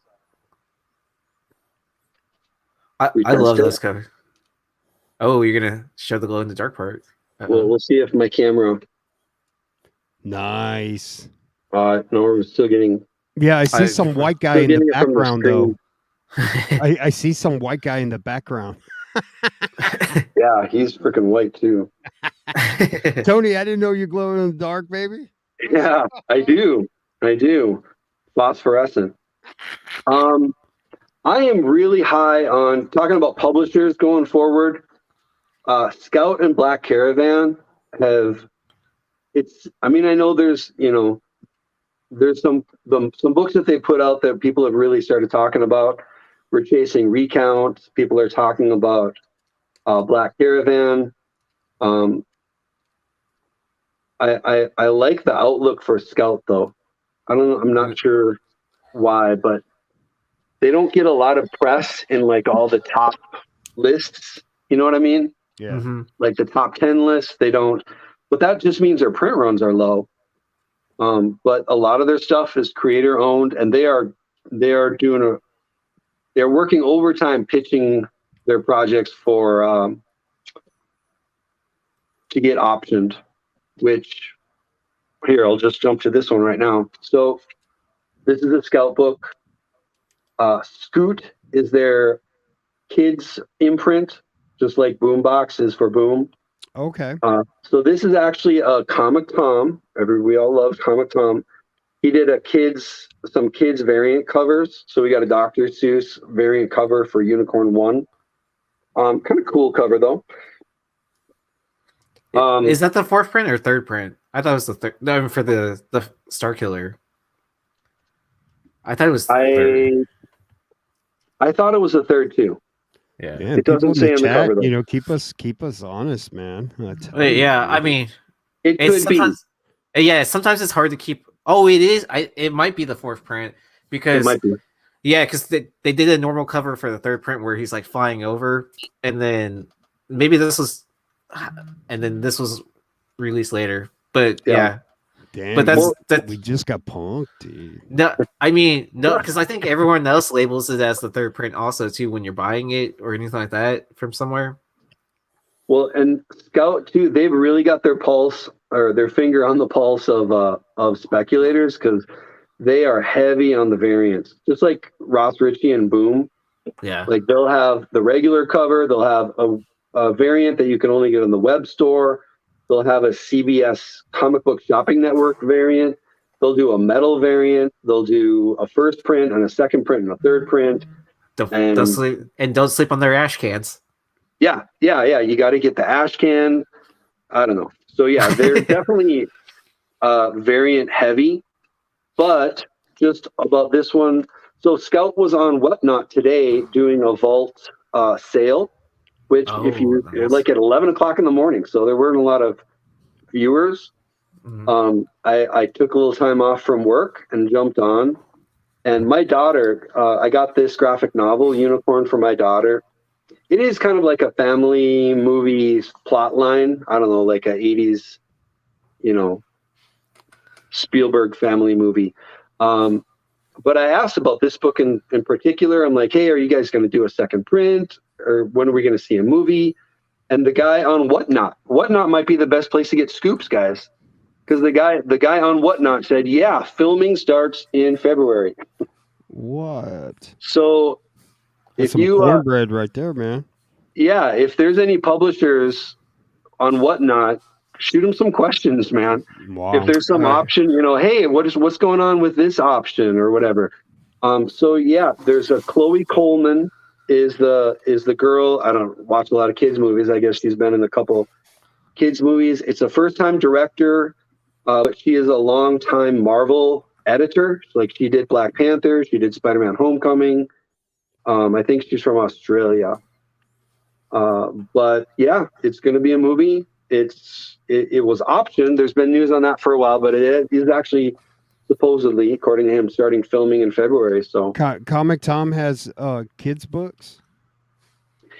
I think for a few months in the mystery mail call, he tried doing like kids imprints, like a variant cover of various all ages type books. So I think this was one of them. I don't know if he does that anymore, but see the little Dr. Seuss Comic Con thing there? Oh, that's pretty cool. Yeah, it is kind of cool. Yeah, man. But anyway, so unicorn bread. Man, I'll tell you, he knows how to brand himself in a very good way. I just I'll keep it real. Like, he's very, very smart. Very smart. I mean, I could talk trash, but at the end of the day, he knows how to brand himself, man. It's a popular pastime if you're on Instagram or YouTube or whatever. It's a popular pastime to, kind of shit on the most successful comic people out there, whether that's Comic Tom or Reggie or whoever. But you got to give them respect, man. Absolutely. They're really elevating the hobby in general. So. Yeah, I mean, I'll talk trash about anybody, but like at the end of the day, I'm always going to have respect, I mean, that's, it's not worth hating on people just to hate on them. I mean, but but it's all fair in love and comics, man, the way I always viewed it is, if I won't say it to their face, I won't say it on camera either. Me, I'll say anything to anybody, man. I'll apologize afterward. Like I'm at Blue Green, I was like, "Oh shit, I'm sorry." But no, I mean, I will say though too, if you're that out there, you need to be very responsible. Even like Nick with Key Collector, you need to be responsible about your actions and your words, more so than just the average asshole on YouTube. You know what I mean? So Yeah, you got to because the tread minute you lightly. start like developing a brand, well, then that's where like you can't be like Red Hood, saying the F bomb, and it's like it's hard. It's hard not to like to stick not stick your foot in your mouth. It's hard. Aaron keeps me on That's on lockdown, man. well, that's why you guys got to remember. That's what drunken chat's for. So. Yeah, but like that's True, too true. late for me, and I'm just like I got more energy in the daytime, but Yeah. the good stuff, So Tony. Good stuff. the trend. I'm gonna keep burning here for a little bit, if that's all right. Yeah, man, keep Yeah. it going. The trend recently with all these like titles of comics that like something is killing the children or the nice, the half sentence titles. I literally bought this book just because of the title. Came out from Vault. This is issue 1. This hungry earth reddens under snow-clad hills. Is that the record? Is there a subtitle that continues off of that? No, I think that's it, but I think that's enough. I don't know. I don't know what the record is for a number of letters in a title. I mean, it's a beautiful cover, and I love Vault. I don't know. Wait, wouldn't it be where the furthest place from here is, or from home, or whatever? Does that beat that? I don't know. I think this hungry earth reddens under snow-clad hills takes the cake. Title, man. Yeah. I mean, there was also we only find them when they're dead. Yep. There's so many of them now. Yeah. I guess it's almost like a competition. Paragraph. It's almost like a competition, like who can have the longest title and like who can remember the title. Yeah, that's the name of the new book. Fills the whole cover at some point in time. No, that's the name of the new book. Who can have the longest title and remember the longest title? Right, that's the name of the new comic. What else? Oh, Rose Besh has been killing her run on Sheena recently. I don't really care for Dynamite Comics. I don't care for Sheena, but she's got a whole set of it. This is probably not the best of the bunch. Man, that but looks cool. Dude. That's pretty cool. Yeah. Heads up in Swamp Thing. There's this new character, Hedera. First appearance in issue 7. First cover, I want to say issue 8. This is issue 9. Nice. It looks really cool. I mean, I don't know. The DC spec is kind of dead, but again, first appearances that kind of go under the radar that nobody really talks about. Kind of dig that. Well, I mean, I think Knife is on the same page as you with that. Like, a lot of the prestige format covers, or not even prestige format covers, but like a lot of those cardstock covers that DC have been putting out. Some of those covers are freaking fire, and if you can find them like cheap, like you might as well pick them up. I mean, I don't know if I would run out and buy the $6 cover price, but if you can find it like half off or even in a dollar bin or something like that, and like just like keeping up with like you said, those first appearances, like, because we're all going to be kicking ourselves like 5 years from now. Why weren't we picking those up when they were cheap and no one cared about it? I'm telling you, like DC books, when this Batman movie hits, and I think it's going to be a hit, like you're going to see DC start to like move in a different direction. They've got some content coming, and they're not going to continue to lose money. Like eventually they're going to be figuring it out. Yep, exactly. Speaking of sketch covers or design covers, I know we see Momoko every other day, but this is a variant of Horizon Zero Dawn, like a sketch cover Momoko did. I just like that. I don't know. Oh, that's beautiful, man. Yeah, I like sort of convention variant.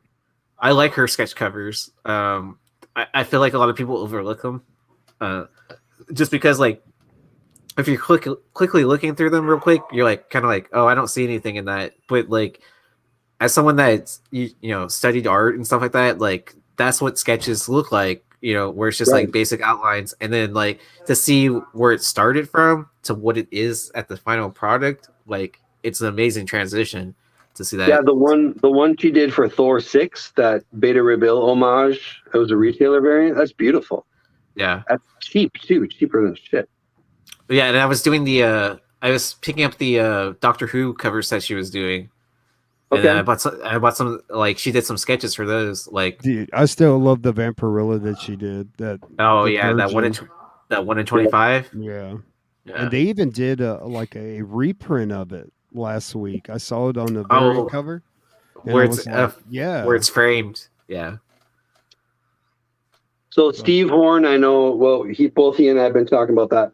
Miss Marvel, Secret Love. But I found another homage of the same. What was it? Lichtenstein? Is that the artist? Rory Lichtenstein. Yeah. Okay. Which is funny. Oh, go ahead. I'll talk about Lichtenstein in a No, second. go ahead. Go for it.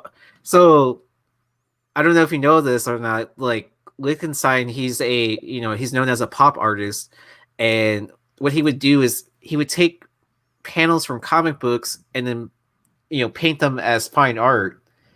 But then, like, so the original art is from a comic that he doesn't give credit to, but then, like, puts it into his own art, makes like millions off of it, which is kind of funny. And now people are taking his art and then redoing it to comics. So is it really a homage to Lichtenstein, or is it a homage to the original artist from the comic, from like whatever romance comic it's from?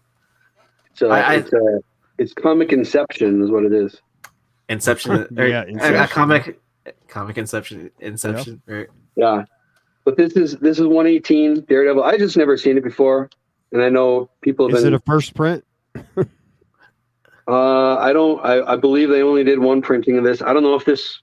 I would be surprised if this was the cover A. I guess I really don't know though. But just an interesting. That's pretty cool piece. I don't know if you guys have daughters or not, but the Marvel Rising toy line, like a photo variant. This is Avengers 12, but with the whole Marvel Rising lineup, with Patriot and America and Spider-Gwen and Miss Marvel, and I don't know. It's a little bit cheeseball, like a Thunderbolt style, but I just thought it was kind of interesting. Why not? Yeah. This one I picked out because I wanted to ask you guys. Does anybody think Robert Kirkman is done with this? So I don't know how to answer that question. Like, I had a copy that I found for like relatively cheap from what it like launched up to, and I sold it already. And I kind of like regretting it because like you don't run into that book very often. Don't regret it. No, you can get this for almost cover price. Oh, okay. They're super cheap right now. I mean, it got a lot of press that week and the following weeks. It was, what's he gonna do? It's got characters from Walking Dead. Is this what's the what's his spin on it? And then I wouldn't put anything past Kirkman. He is like very smart and very calculated. Like, he knows. Like, I mean, just. Well, I mean, the stuff he pulled off with Invincible, like, and then Walking Dead. Like, he's starting to build like a resume, like all his stuff. Like, I would say, I mean, that's in play, Tony. Like, if you don't know, if you're watching and you're not familiar with this was about a year ago, right. Maybe something like that. Yeah. And I don't believe nobody ordered this, right? It just showed up in a previews shipment. They used the same, like they gave you however many copies of a certain other Skybound book that you had purchased before. I don't recall which one, but it just showed up. And if you looked it up, the storyline was, this was a comic book from a different dimension. And it's called Solid Blood. They started with the issue is number 17. In the comic, there are some characters from The Walking Dead, like Michonne, but it's not the Walking Dead storyline. It's, I think, within the universe or whatever. Right. It's almost like a Bad Idea style like gimmick, like, oh, here's a comic from a different dimension. And then that one issue came out, and then nothing. There's been nothing about it. Nobody's talked about it. The book boomed up. This was the main. They didn't do any variants, so it's just the one cover. I want to say it went up to about $30, but yeah, I think you can find it for $10 or less now. Yeah. I just don't think he's done with it. I think there's something still cooking there. I don't know. Well, I think probably what he's probably focusing on right now is probably Oblivion Song, I would assume, which I have no idea what people what the market prices on that book is, if it's up, down, whatever, or it's the same. But people had chances for the longest time to pick up those books because they were just sitting in back issues forever, and everyone knew it was coming. And then as soon as it announced, oh, let me go grab as many copies as possible. Let me find the preview edition, the director's cut, whatever, blah, blah, blah. I got to have the green signature. I got to have the pink signature. To me, that was just insane. But that we all knew it was coming, but then it still caught people off guard, I guess you said. Yeah, and something we need to remember about Kirkman, I mean, he's had different properties, and he hasn't had every series of his explode necessarily, but he is one of the comic creators who has a ton of power in Hollywood. If he wants to make something, I think the only reason Oblivion Song is getting made is just because he said, I'm making it. You know what I mean? And he can get the money to back it up. Just with the gigantic success of Walking Dead, he has more power to get stuff made than McFarlane. I mean, really. He saved the Image Comics. I mean, let's just keep it real. I mean, he's so powerful that he got the band back together. I mean, Liefeld was pretty much like the black sheep and cast out, and he was like, "Hey guys, can we just get along?" And Liefeld was kicked out because he was trying to steal other artists from other imprints within the Image family, right? He tried to steal Michael Turner from Silvestri's imprint, and they kicked him out, and that's a big deal. And then Kirkman, the powers of persuasion. He's just a smart guy. He said, "Hey, guy, there's power in numbers. Let's get the band back together." And that's a thing, man. Yeah, especially now that Invincible. I mean, I would definitely call that a success. Oh yeah, the cast they've had on it. I don't know when we've had this much heat behind an animated series in recent memory. I can't think of one. I don't know. I would try to argue Bad Batch, but it didn't even come close. Yeah. Really. Yeah. Invader Zim. Oh yeah. Nice. Issue 1, cheap covers, some variants. They're not expensive. Again, that's, from Pony Press. The Johnny Homicidal Maniac artist, right? Johan Vasquez, is it? I think this is a variant cover by. Oh, you might be right. Yeah. I'm going to go with you. Yes, I agree with you, Joe. I could be wrong. Well, it looks like Vasquez. We've got little niches in the spec world, and animated number ones are one of those. So especially if it's a smaller print company, Oni Press. And then we're seeing that with nostalgia will hit eventually. Especially I know people my age were really big into Invader Sim. Throughout high school, middle school. I picked up a Lion King #1. That's the first appearance of Simba, bro. Nice. Yeah. Right? Simba. Damn straight. Hakuna Matata, bro. Remember when these came out with Lord of the Realms? I love those covers, man. Yep. These van art variants. Yeah, I love these. These are beautiful. Greg Horn. They are so cheap too. Reminds me of the Star Wars. You remember how they had the Star Wars van? You remember that? Yep. They should do more of these with different properties. It's such a cool cool idea. I don't think these were racial variants. I don't know if they were qualifiers or not. I don't believe so, but Yeah, I think I want to You say guys I ever think they were see just this one? This is I Feel Sick #1. Mm-mm. This is so like in the same from what is that? was that animated? Slave labor, from the Johnny the Homicidal Maniac type of Okay. the Nice. same company. But I heard some rumblings on this book. Oh, Hmm. almost lost it.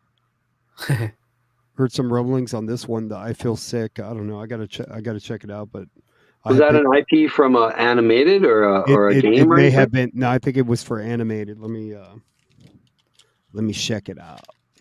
Interesting. High grade too.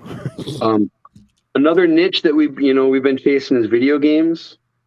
I think PC games is even a niche of the niche. You guys ever play Eve Online?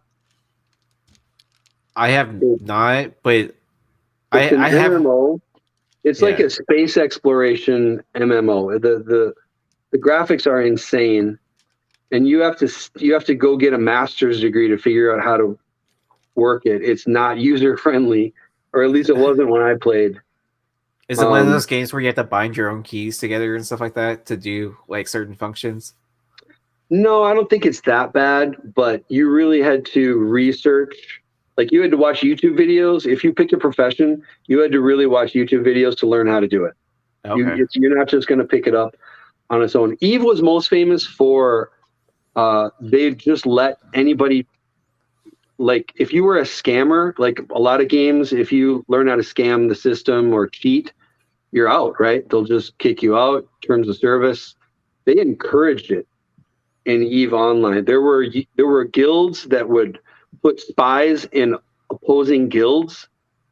And you know how the in-game currency actually has like a dollars to, in-game currency exchange rate, basically?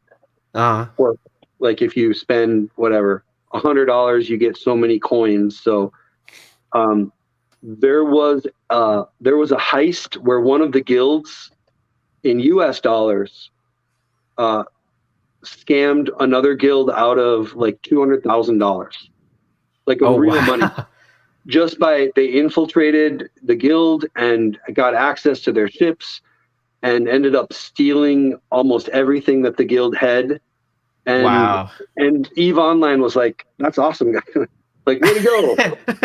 Like, so they encourage like rule breaking, and I don't know. So that was kind of their claim to fame, but it's been around for a while and it's still there. So again, this is Eve Valkyrie, #1 first appearance of Eve in comics from Dark Horse. I'm gonna skip over some years.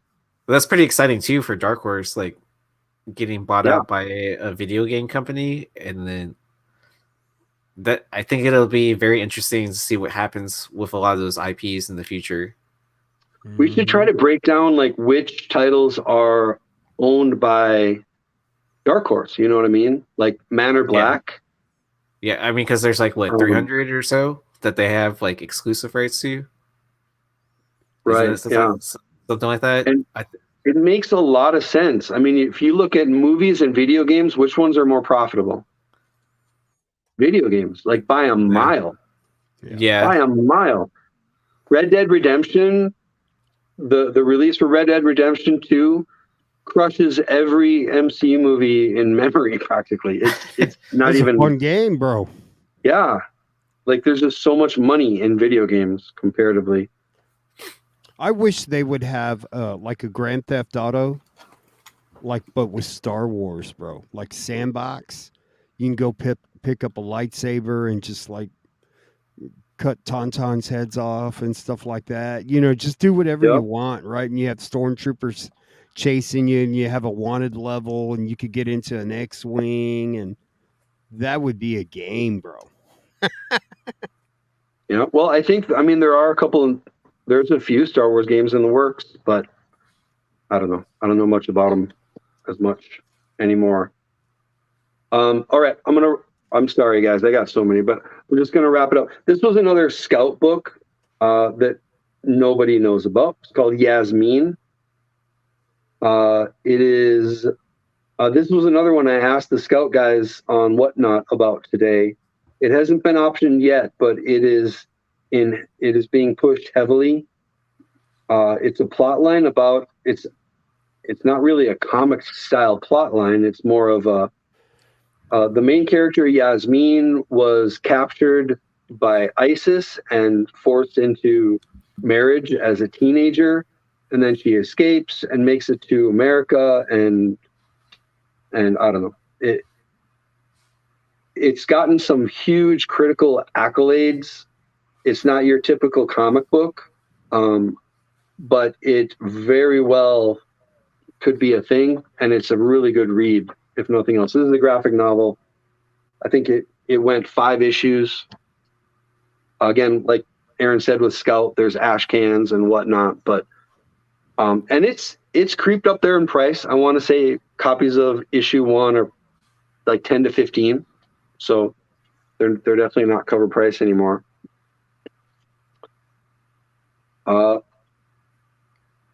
Walmart might be one of the key terms of 2021. Yeah. This wasn't a 2021 book, but I bought this in 2021. So this is probably the most valuable Walmart variant so far. I'm not sure. I can't think of any others that have opted. In 9.8, this sold for $800 now. I mean, are we excluding the 1 in 1,000 Venoms that people were pulling out? Yeah, I guess I mean of the Walmart variant covers. Oh, okay. I mean? Like the Gotcha. covers that they made only for Walmart. Oh, okay. This is a variant cover. You could only get this in the Walmart pack for Rogue One. Number 1, again, first appearance of Cassian Andor. This was one of their first. I wish I had kind of kept track of the generations. We're probably on like generation 6 of the Walmart variants. This was one of the first 2. This came out in whatever 2018, something like that. Do you think? I was gonna say, do you think the High Republic or even Strange Academy could eventually take that crown? It could. I mean, but the Strange Academy right now in 9.8, I think you can get one for like $120. Oh wow. I don't know about you, but I could look at Jyn Erso all day long. Jesus Christ, man. Mama. Just have her pouting. I better be careful. I'm gonna on a poster on your ceiling. Yeah. The High Republic, I think we have time. There's going to be some time on the High Republic books. There's obviously a lot of first appearances, but nobody knows which ones to care about really at this point. You know what I mean? That's true. Yeah, that Rogue One is fire, bro. So you need to get that graded, man. If you can find this even raw for $100 or less, you should probably get it. Mm-hmm. I got one in a pack and I sold it a year and a half, 2 years ago for like $35, and I thought I was doing awesome. I'm like, oh fuck yeah, I got $35 for that. And then it went nuts, so I had to rebuy in. I think I paid $100 for this, but that's a good. But it is a 9.8 candidate. Well, maybe not. I agree. Well, to buy in at $100, yeah. Well, Late Night gave away one for Halloween, so really, you could be in that boat. Yeah. Where's your house? I'm gonna go trick or treat at that house. I never thought about giving out comics for Halloween. Yeah, hell yeah, that'd be a good idea. Get rid of all my junk. Tons of people do that. I know that Nico's roommate John was doing that during Halloween. Okay, cool. It's a good idea. I think there's a couple other people in the community within the community that do that too. Where they're just known as the. If I had more people stopping by my house, I'd probably give away comics as well. But my family gives out full-size candy bars, and we never get anyone, so it's kind of weird. But we also don't go super heavy on the decorations because we're spending all of our money on full-size candy bars. I remember we didn't. My wife said you didn't buy any candy, And I was like, shit, right? And there was all these kids, and we never have kids come over to the dude. I grabbed ramen out of the pantry, dude. I was handing out ramen, dude. Here's a box of frosted mini wheats. Yeah, dude. I got rid of all this. I don't know if it was in date or anything, man. That ramen had been there for a while, dude. I think because we were having That's a awesome. hurricane scare, and I just got rid of all the ramen noodles, man. I just started, and the kids were like this. Thanks. So Okay. one of the last ones, Avatar. This is a free comic book day, but it is the first appearance of the Avatar characters in a comic. There's a first appearance in some weird graphic novel, hardcover thing, but in a comic, it is this. If you were around to watch the movie back, what was it, 2008, 2009 that it came out? I mean, it was everywhere, but I don't know. I don't know about you guys, but most of us are kind of jaded. Like, who cares about Avatar? Like, it was an interesting movie, James Cameron, blah blah blah. But I don't know. It wasn't marketed the right way. They didn't branch into toys. They didn't try to appeal to kids. They just kept on releasing it into theaters again, over and over. Yeah. But pop culture wise, it kind of died. Like 4 years later, nobody gave a shit about Avatar. You know. I mean, I'm sure there's still people hoping for that sequel, right? Well, you don't have to hope. Like they're filming them right now. There's 4 movies coming out.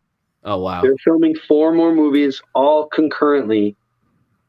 They might be 2 concurrently and then 2 more concurrently, but they're filming them right now. James Cameron. Yes, and Avatar is now owned by Disney. So if you don't think that they are going to market it to hell next time around, you're absolutely wrong. In 2 years, we're going to live in an Avatar world with Avatar cartoons and Avatar action figures and little kids, all that shit. So for all the jaded, people like us that don't give a shit about Avatar, maybe pick some of these up for like $3-4 a piece. Yeah, why not? Honestly, people are going to get pissed about it, but yeah, I see those. I see Avatar #1s and stuff like that, and I'm just like, could it be? Now that you said that, I'm going to start picking them up. Yeah, I mean, I think it's inevitable that it's going to be everywhere. Hey, this just arrived today. This is pretty cool. This was a Kickstarter for Excellence, that image. Yeah. The image book by Carrie Randolph. Dude, this is the deluxe edition of the graphic novel. Nice. It was like a variant cover they did for Kickstarter. I don't know if that's been optioned or not, but Excellence is another great, again, kind of flying under the radar. A lot of late printings. I'll tell you this much, Tony. You're spending too much money. Yeah. Yes, you are absolutely correct. Somebody tackle him. Isn't that all our issues and stuff like that? Yeah, because I think we all have issues, right? I've been so busy, I haven't been able to buy anything. I just barely bought something today from like J. Scott Campbell's website. He had the mystery packs on, and every time I was telling Aaron, every time I get on, they're like unavailable. But they had mystery pack comics and art prints, so I bought one of each. I said, "Fuck it," it comes with a bag. Convention bag. All right. Any more items? Because I have to go pretty soon, actually. Huh? Our last item. How about that? We'll say that. I guess one last question for you guys. Okay. So we like to play the if-then game, right? If this happens, then whatever. So Spider-Man 2099 is coming. We know that. Right. We know he's coming into the Spider-Verse. And probably with all the multiverse stuff coming up, probably at some point in live action, right?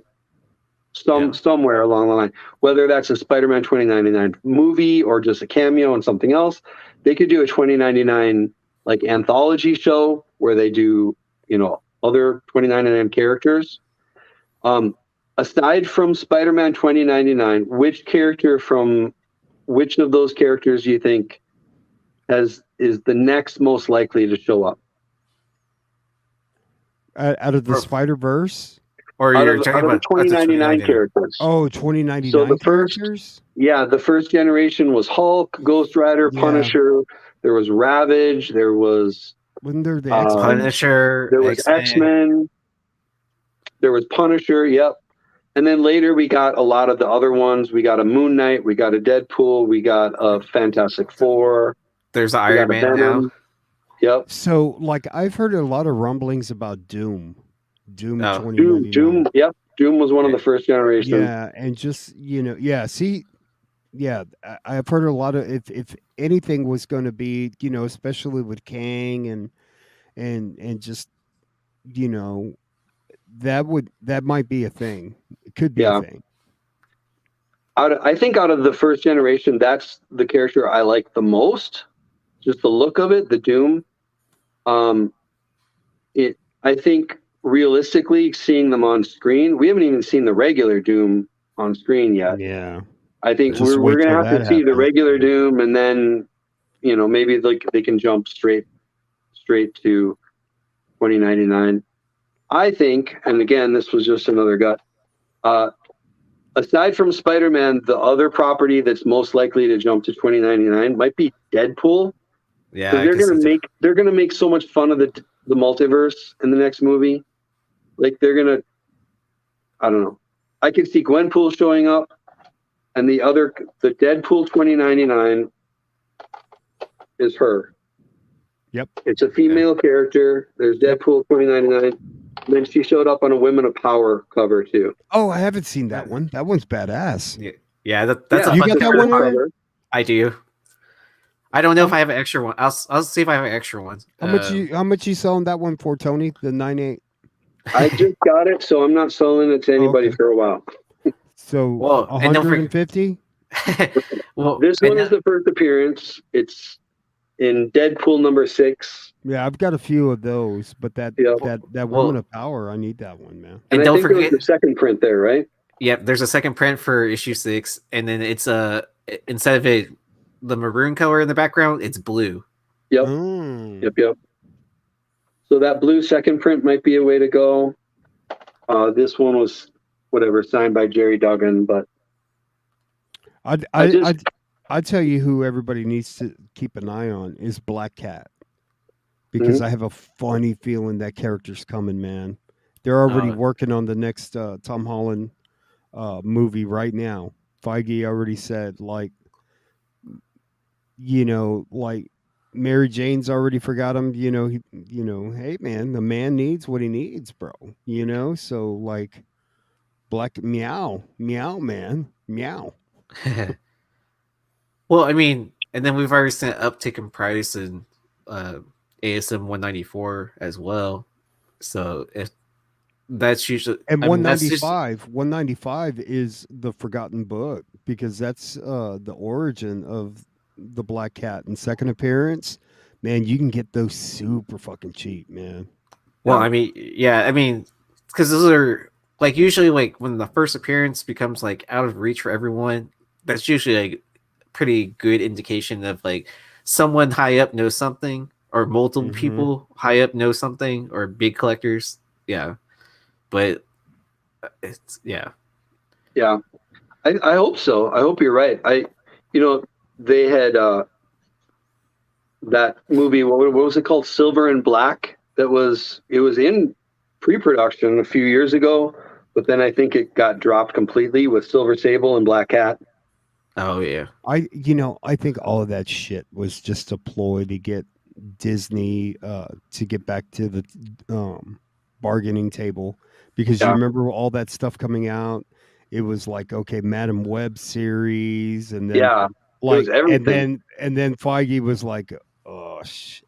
Wasn't there a jackpot or something like that? Oh, They were talking yeah. about a jackpot movie. They were pumping all that. Okay, you don't want to work with us. We're gonna make every single Spider-Man character movie, right? And then Yeah. Feige Right. was like, whoa, okay. Now, and then all of a sudden, Tom Holland's deal's renegotiated. And Yeah. Yeah. I think you're right, though. We need to see those characters in a Spider-Man movie. I don't, maybe they can, if the casting is good enough and the character is popular enough, maybe they can spin off into their own movie or movies or show or whatever. But you really, you need to introduce them in the dude, I'd much in the rather flagship. see a Black Cat than Echo, man. You know, I All love right. you. So, I know we had the holidays like right around the corner, but is anyone doing any whatnot shows over the weekend, or just gonna take Hell it no, easy? Yeah. Nah, man. I'd like to send a shout out to everybody in the chat tonight. I hope you guys have a safe and Merry Christmas, and God bless everybody, and you know, collect what you like, you know. Yeah. And thanks for watching us every week, and giving us shit and talking noise like the Chad Caves out there. Shout out Chad Cave. Yeah. Yeah. No, I might jump on, and I don't know. I'm bad about scheduling and whatnot. If 2:00 in the afternoon, I'm like, I'm not really doing anything tonight. Maybe I'll throw a show together, which isn't the greatest idea because then I can't market it ahead of time. But Yeah. I might have an impromptu, maybe a late night show. It's easy to get. There's enough people, I think, that have whatnot now, that if you're on late at night when nobody else is on, you're going to get 30, 40 viewers just because they're fucking just awake. Yeah. Can Easily. you imagine you know? somebody doing a whatnot while they're taking a shit? You know, they're like, oh. Yeah, but you can't show that. No, you can't show that. No, that would not be good. No, You can't show that because it goes against the agreement thing. Yeah, you can't show that, but I'd break that anyways. I thought it was funny. Anyway, poor taste. I did see Logan Paul. As much as I don't care for him, he's a big investor now in whatnot. He's doing a Christmas Day show. He spent $3.5 million on a case of Series 1 Pokemon. Oh, and he's giving one of the boxes away for free on Christmas Day. Oh, wow. Oh, the entire box? I believe that's what I don't know. Maybe I read it wrong, but he's giving some shit away that he shouldn't be giving away. He's going to crack it open? Well, no, because I think he already started, because I saw, he was on yesterday doing, individual pack breaks. And then every so often he was giving away a pack to someone. Wow. I thought it was a box, but maybe it was just a pack, but I don't care. So it's already started, but I'm sure it's probably gonna happen on Christmas Day as well. Yeah, and they said if you get any foils, he's even cut a deal with PSA to get you instant turnaround time. Oh wow. That's cool as shit, man. I'm not a big fan, but if he's gonna do that for the community and make it fun like that, isn't that the way it's supposed to be, man? You know? Yeah, I'm just glad he didn't drop it in the pool.